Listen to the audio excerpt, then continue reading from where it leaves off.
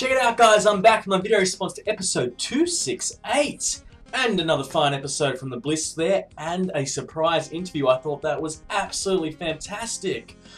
I really enjoyed it, and sorry, I was just hear something out the window, and I listened to it a few times. I think that Jim's just such a down-to-earth and easygoing guy. It just makes the whole experience a lot better.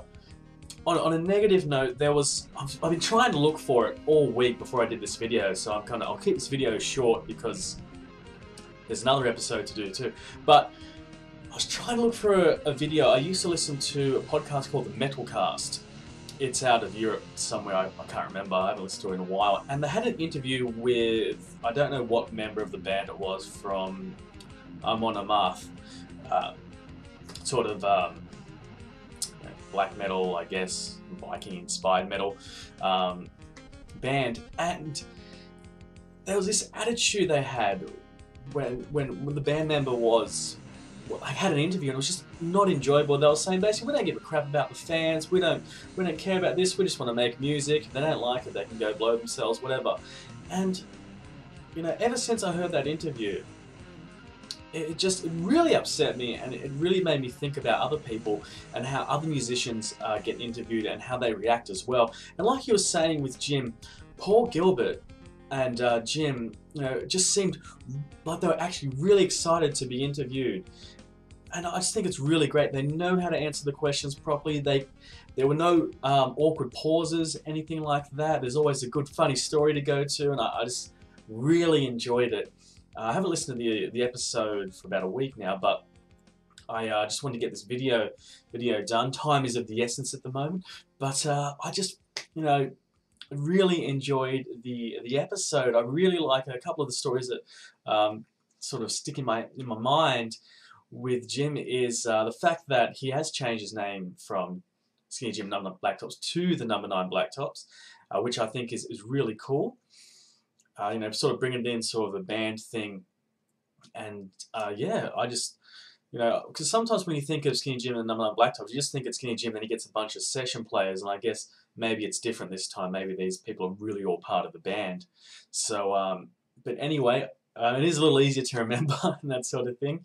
I remember I don't know how I won this competition, but Pappy sent me a copy of Horsepower, which I thought was really good. I don't have the other albums, so when I get a bit more cash, perhaps I'll send Jim an email and purchase them.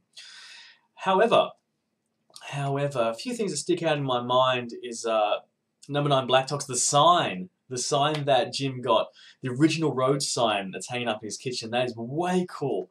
I'd really like a vintage sign like that, especially if it meant something. Of course, you would take it if you could and put it up in your home to display off or to show off, even, because it's just, I think it means a lot. It's like having a personalized number plate on your car. When I used to ride motorcycles, I had a number plate that said ALF13. Unfortunately, I don't have it anymore. I don't ride bikes anymore, but there's just something about having that, and I guess I could have probably taken it off and kept it, but I'd never get the number plate ever again. But yeah, it's always cool to have something really personal like that.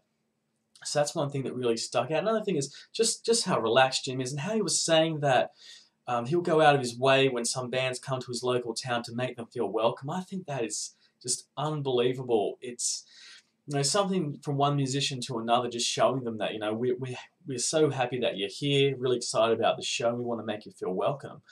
It was a bit funny when Pipes was like, well, I'll remember to get you dinner next time, but I thought that was just really nice, really a nice gesture to show people that, you know, we enjoy what you're doing here and want to make you feel welcome. It's really cool. Another thing is saying when they took a day off to go see the softball or baseball game, I think it was baseball game, just a local team play, and Jim ate 3 hot dogs to himself and didn't offer any to anyone. So, hey, you know, if you're hungry, I guess. But that was pretty funny as well. Like, I really enjoyed it, but I'll keep this one a bit short. When I listen to it, also I write a bit of notes on my phone on the train just to highlight a few topics. But yeah, thank you very much for the interview.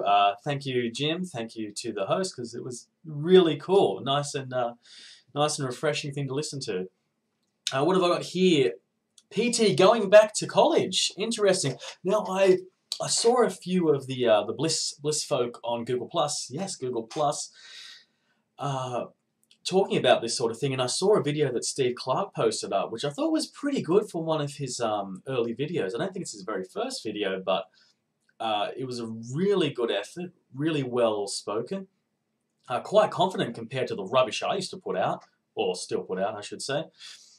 And I think that is actually, a lot of people won't be happy about doing that in music production, but at the end of the day, music production is about having confidence. It's about going in and knowing what you want. And it's really important. I always think that making these videos, the reason I started making these videos is I do not have a lot of confidence at all. I know I may seem confident on these videos, but out there in the real world when I'm talking to people, especially strangers, I don't have a lot of confidence. I don't know what to say. I don't know how to speak properly. And in making these videos, it's really given me a lot more confidence. It's made me a lot more relaxed around people, definitely a lot more relaxed with public speaking and performance, things like that. So I think that making these videos and regurgitating the lesson is a very, very, very helpful way, and I think it's going to be a faster way to learn what they're trying to tell you, because you're really looking at it. You're thinking to yourself, I'm teaching other people this lesson, therefore I have to know what it's about. I have to know what I'm talking about. That is one of the most important things when making a video or a speech or something like that. When you're talking about something, is knowing your stuff. Nothing is ever going to be better than having the knowledge of what it is, because knowledge is power. The more knowledge you have, the more powerful you'll be. So being able to talk, now I know I can ramble on a lot, but knowing exactly what you're saying is going to be the difference between a boring video and an interesting video. And then you can worry about other things to make it interesting, nice intros, pictures, things to accommodate it, the inflections in your voice, how you speak properly, things like that. But I think that's really cool. So I checked out Steve Clark's, and I did a little video response in that to give him a bit of support, because I think it was really cool. And I did check out yours, PT, and I did like how you have basically a preset that you keep in Reaper, and you've got the markers which show you this is where the intro comes in, this is where I do our little spiel, this is where we can start talking, where it ends, and so forth. I think that's great. I used to have something set up when I did a lot of recording. I don't do any recording anymore. I probably should. But I used to always have a track ready so I could have like a template, preset, whatever you want to call it, template. Just click on that link, and I learnt that from Yarn. I remember he wrote something on the Bliss website, Bliss forum, and showed you this is the best way to do it. When you've got your idea, make sure everything's plugged in, hit that icon link, go straight into there, you've got your track set up, everything's plugged in, and I used to do that and keep a microphone even connected. Although these days, it seems to be a lot easier not to use a microphone and use amp sims, which is crazy. I used to be so against that. It's like, no, it's got to be from an amp. You've got to use a microphone. And now, you know what? It sounds way better than what I can get out of this room. However, I'm waiting for the time you can use vocal amp sims or something like that. That'll be the day. Oh, that's right. There's auto-tune. So, yeah, I really liked your video, PT. It was really clear and concise. And you've been doing the podcast for a long time. You speak really, really, really clearly.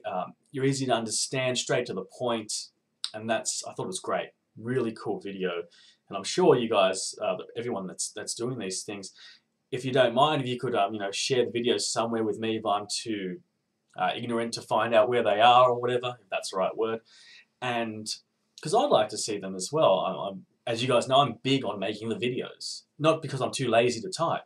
Because I am. I just think you get a lot more information out there when you make a video or an audio recording in a faster amount of time, or in the less amount of time that it takes to type something up. What's next on here? I got just a few things. Not washing that cup for years, PT. That is disgusting. Oh, no, just kidding. I'd probably do the same. Not really these days, a little anal retentive about everything. As everyone can see in the background, you can see the front of this desk. Everything has its place. Everything is clean. No clutter whatsoever, because it really annoys me, and the whole house is like that. Even my desk at work. What else is on my little list here? Pipes. Pipes playing guitar. And your family not liking it. I understand. I didn't understand until I played a couple of valve outs. I really didn't get it. You do have to turn the things up. You do. Sometimes you can't, even if you have some that have got a large amount of preamp volume, even if you got these things like what I have in the background, the Black Star thing, it sounds well better turned up, if well better is a word. It sounds so much, I don't know whether it's because you feel the sound more, it's filling up the room more, but when you crank an amplifier, especially a valve, obviously a valve amp, it's just so much better. You just feel like you're getting more out of it, and you get more feedback. And by feedback, I don't mean the high squeal. I mean you get more of a touch-sensitive feel to it, and you become more one with the guitar amplifier and yourself with your playing. You really feel the notes when you're able to turn up that loud. Yes, if you make mistakes, like I do 99.9% of the time when I play every note, you really hear that you make mistakes. But when you don't, it really makes you feel everything that goes to it. It's pretty hard to explain. I'm sure everyone here knows what I'm talking about. Unfortunately, a lot of us don't get the opportunity to do that. But I completely understand pipes, and I really do get it. But it's interesting that your family doesn't mind. Maybe you have gotten a lot better at what you're playing. Maybe they're just like, he's not going to stop. We just better get used to this now. But that's really cool. I live on my own, and I don't play when anyone's over and things like that very often, unless they're another musician. I only know one other musician, and she plays violin. However, I don't really turn up all that loud. I turned up loud, but I don't dime the thing. Probably could. But yeah, I don't play around other people at all. At all. Which is, I guess, kind of odd for a guitar player. Or is it? But anyway, yeah, that's pretty cool to hear. It's like another step in your playing. When you reach your goals, when you're able to do certain techniques or play that song, play that part of the song, play a solo, play a song all the way through. Having that type of experience where your family's saying, you know, I don't mind when he's playing this type of music up that loud, because it's okay. It's okay to listen to. That's another step forward. Well, in my opinion, it is anyway. We've got next on my little list here. Oh, Pipes was also talking about how to finger a guitar. Now, that might sound a little odd, but I know exactly what you're talking about. I used to play, I think I've mentioned this before, the electric organ, a bit of piano, and yeah, I hated every second of it. However, learning that compared to learning guitar is, people are going to think I'm crazy, but I find guitar very difficult to play. Sometimes I wonder why I play it. Yes, it's easy to bust out a few chords, you know, learn your open chords, a couple bar chords, power chords, and play through a few songs, which I think is the biggest thing that's appealing to people that want to play guitar. You can play the most simple things and it sounds good. It sounds really good, especially to someone who isn't a musician. It sounds phenomenal. But that learning curve to get the strength in your fingers is absolutely mind-boggling. For example, you need the same thing in your fingers, which is probably why I can do weird things with my left hand like this. You know, so what I'm saying is, playing the electric organ, yeah, you have to stretch your fingers and do that sort of thing. But like you were saying, Pipes, you can only go so far until you get to really complex music, when it becomes really hard and you think, I wish my fingers were a little bit longer. And yes, you've got to learn. You don't have to learn if you can play by ear, which I can't, but you've got to learn music theory and that sort of thing. But music theory on the keys is so easy. Everything just lines up. You know exactly where it's not like a guitar. Well, I could play it in 4 different parts on the fretboard. You know? And it just repeats. Your notes repeat in their groups. You know? It's just mind-boggling how simple it is to get started. Even reading music, you don't have to read it. You can just read it, learn, memorize. Don't have to be able to sight read. But I thought that was much easier than playing guitar. I think the other biggest hurdle with playing guitar are guitar teachers. In my mind, 95% of guitar teachers are pathetic, should not be teaching guitar, should not be stealing people's money, and I'm surprised they can play themselves. Because a lot of people are really good guitar players, but only a handful of people in general in everything in the world are good teachers. Someone that can understand their students. Someone that learns how this student learns something compared to that student. Someone that learns how this person can progress in what techniques I'm teaching in. I honestly, I really dislike guitar teachers. I've had 4 guitar teachers that I can't say they didn't teach me anything.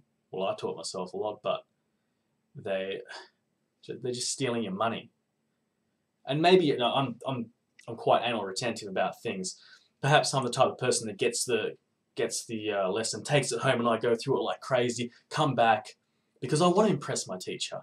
I'm paying out of my money. I want to get the most I can get out of it. And to have someone say, oh, can't be bothered, oh, I'm sorry, I don't know how to teach that, even though I said I teach all levels and that sort of thing. Oh, I'm sorry. My gear's not working properly. Yeah, tough crap. You're the teacher. You're the role model. Do your job or don't do it at all. And that's what I think is one of the other bigger problems with learning guitar. You get a lot of people that think they can teach, whereas every person I approached when I was learning the organ, wow, not only were they qualified, which doesn't really make a big difference, but they knew their theory back to front. They knew exactly how to teach all different types of students in different ways of learning techniques. They knew how to make me into a, when I did it for my senior years in high school, when I got back into playing the organ so I could get out of ancient history because I didn't like the teacher. But good thing I did because I loved music then. I went from, I played for years when I was younger, but I guess starting again, in 2 years, I went what's equivalent in piano to a 5th grade pianist in 2 years because I had a fantastic tutor or teacher, music teacher, who knew exactly what she was talking about, could break it down properly, put it into terms I could understand. And that's one of the bigger differences with guitar. Yes, you've got to work out your things. You also have to have the right guidance as well. It's sad, but that's another reason. Not only do you have to learn how to finger the fretboard, have a lot of control in your picking hand, you also have to have the right guidance as well. Which is why I think you can pick up other instruments a lot quicker, other classical instruments, traditional instruments, if you have the right teacher rather than playing a guitar. But I love playing the guitar. There's nothing like it. I haven't played in a while. I've got other issues that I've got at the moment, but there's nothing quite like it. There really isn't. It's just something about how it reacts to everything, all the gear you can get with it.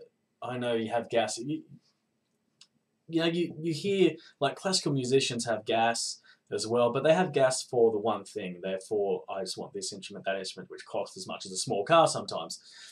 But guitarists, we've got this variety, plethora even, of different types of gear we can choose, different types of things that all come together, even if it is, even with acoustics, there's a bunch of different things you can always try. And especially if you play live, you can try different amplifiers, different microphones, different setups, even things to a million different capos, if that makes sense to you. You can even change the tuners and the hardware and so forth, bridge pins, whatever. Electric guitar, it's just endless. There's so many things that you want, so many effects, down to cables, strings, down to the screws you use in your guitar. It just goes on and on and on. So the gas level is high, but the reward is higher. So yeah, no, I completely understand that. Yeah, to begin with, the guitar is not an easy instrument to play, to be quite honest. Like I found it the same. I agree with you 100%, Pipes, 100%. What are we talking about next? I'm just going to talk about one last topic before I go. Oh, I'm going to say brush. I do enjoy that. And I know that was the quick put together. Let's see how fast we can do it by Yarn, organised on the forum. Cool song, guys. And yeah, always enjoy a good Bliss song. Let's talk about the last thing, which I found really, really interesting. As I say, I'm trying to keep these videos short, but anyway. PT tuning your daughter's toy guitar to an open chord. As soon as she said that, I thought that was absolutely fantastic. I just thought to myself, wow, well, that is just an amazing idea. Not only would it not be annoying to hear out of tune strings going everywhere and you can actually hear a chord, however, it's going to teach your daughter at a very young age. If you can tune that to a few different types of open tuning to get a different types of chords. I don't know much about open tuning, but I'm guessing it can be done. I'm not sure about toy guitars. Change the gauge of the strings on those things. As I see, they look like fishing wire. However, that is going to really train her ear to know what that is. And when she hears that later in life, she's going to say to herself, you know, that sounds really familiar. Don't know what it is. Someone tell her, oh, that's a D chord. It's D major. Oh. And then every time she'll hear that later on, she'll know straight away. This is like teaching your daughter perfect pitch at a young age. It's absolutely brilliant. One day, if I ever have children, I'm going to do the same thing. I think it's a great idea. You can do that for a week and then change it for another week or 2-week intervals. And this is, at a young age, I think it's going to be fantastic. That's when you're learning the most. That's when you're taking the most in. You're learning about the world. And the benefits, imagine the benefits today if we were like that as children. You know, it would be absolutely fantastic. But one thing I did want to touch on, perhaps when she gets a bit older, this is something that I didn't really know. I guess I knew it was possible, but wasn't really all that interested. However, I'm going to cut in a clip from one of my favourite shows, Man Lab, by James May.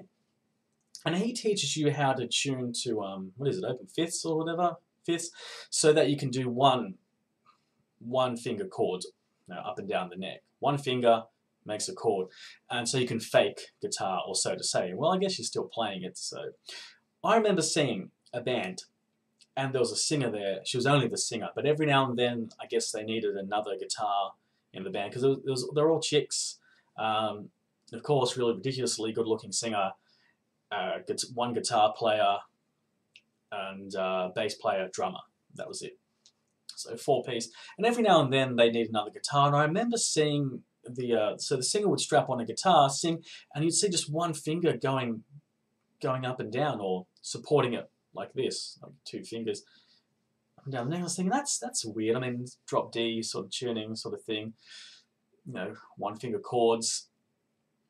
And I never really got into drop D, ever. So I played covers sort of songs in drop D, but not for my personal game or personal playing. But it was really interesting, and this clip shows you how to do it. And perhaps when your daughter gets a little bit older, you can tune the guitar that way. So then she can learn, she can put them all together and play different chords when she can fret the strings. Could be interesting. Well, guys, I'm going to take off now, but thanks very much for the fantastic episode. I've got to finish listening to 269 properly to get my video response out there, but I really enjoyed it. Really enjoyed the interview with Jim, who's apparently not so skinny anymore, neither am I. But fantastic. Here's that clip, and I'll catch you guys later. Anon has written in, he says, "Sir, in your first and excellent series of Man Lab, you showed us how to cheat at playing the guitar for the purposes of minstrelsy. Fair if you expect admiring, dear if you provoke desiring, grace, dear love, with kind requiting. However, you did not really explain how to tune it. Please could you do that, ere I die?" Well, look, it's really quite simple. A guitar normally is tuned like this. And it's a very pleasant sound, but it makes it very difficult to actually play the normal, regular chords you need for pop music. You need to be able to do, I think that's G major. You have to do very complicated, contorted things with your finger. So for the purposes of just having a bit of a play along, it is easier if you tune a guitar like this to what we call open fifths, so that you can play any basic chord simply by moving one finger along. Okay, now here is how you do it. You take the bottom string of the guitar, that is the one furthest from the floor, the thickest one, the lowest note. Get that note in your head, and that is the beginning of a scale of 8 notes. Do, re, mi, fa, sol, la, ti, do. The only 2 notes you need now to tune the guitar are do and so. Do, so. That's neither of those, so I'm going to knock it down a bit. And so I set about tuning the strings to only the notes do and so, in the following order. Do, so, do. That's another do. That's another so. And that's another do. And then, by using the one finger and moving it up and down the fretboard, you can play what sounds like a convincing chord. It isn't, it's very simplified, but it doesn't matter. If you're being a minstrel or just singing pop songs, it's good enough. So you can play the Man Lab theme. And you can play Nirvana. There you go, there's Nirvana with open 5th string tuning.